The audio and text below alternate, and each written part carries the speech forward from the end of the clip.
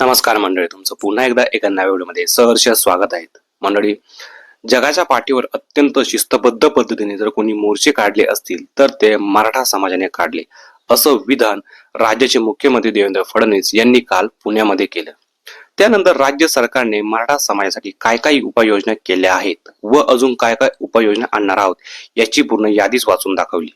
ते असे म्हणाले की अण्णासाहेब पाटील यांनी मराठा समाजाच्या आरक्षणासाठी आपलं बलिदान दिलं. मात्र त्यांचं बलिदान हे राज्य सरकारने व्यर्थ जाऊ दिलं नाहीत.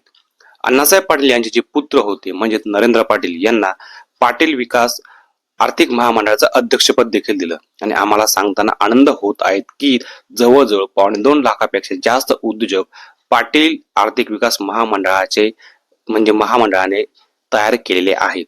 अशा पद्धतीने त्यांनी पुण्यामध्ये वक्तव्य केलं.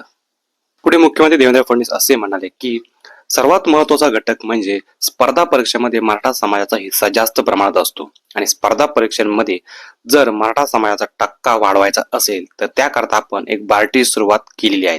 बार्टी एक अशी संस्था आहे की ज्या माध्यमातून ती मुलांना वेगवेगळ्या प्रकारे अभ्यासक्रम करून घेते. त्यानंतर आपण 2018 साली सारथीची स्थापना केली आणि सारथीची स्थापना झाल्यानंतर पीएचडी करणं सुद्धा मुलांना तरुणांना सोपं झालं होतं. त्यामुळे मला सांगायला आनंद होतो की जवळजवळ लाखोंमधील मुलं सारथीच्या माध्यमातून पीएचडी करत आहेत. या सर्व योजना ज्या आणल्या त्या राज्य सरकारनेच आणल्या, अशा पद्धतीने देखील मुख्यमंत्री देवेंद्र फडणवीस म्हणाले. पुढे मुख्यमंत्री देवेंद्र फडणवीस असे पण म्हणाले की सारथीच्या माध्यमातून फक्त पीएचडीच नव्हे तर बाकीच्या क्षेत्रात देखील विद्यार्थी चमकत आहेत, म्हणजेच बँकिंग एक्झाम मध्ये असेल किंवा बाकीच्या बऱ्याच क्षेत्रांमध्ये. अशा प्रकारे त्यांनी सांगितले. पुढे शेतकऱ्यांसाठी आहे आता नवीन राज्य सरकार एआय तंत्रज्ञानाचा देखील वापर करणार आहेत व पुढे शेतकऱ्यांना सोप्या पद्धतीने शेती करणं व्हावं यासाठी एआयच्या नवीन पद्धती आपण अंमलात आणणार आहोत. या सर्व योजना आपण लवकर राबवणार असल्याची देखील माहिती मुख्यमंत्री देवेंद्र फडणवीस यांनी काल पुण्यामध्ये दिली. तर या सर्व ज्या गोष्टी दिल्या एक पॉझिटिव्ह रिस्पॉन्सने दिल्या. तर या सर्व गोष्टींबद्दल आपलं मत काय आहे नक्की आम्हाला कमेंटच्या माध्यमातून व्यक्त करा.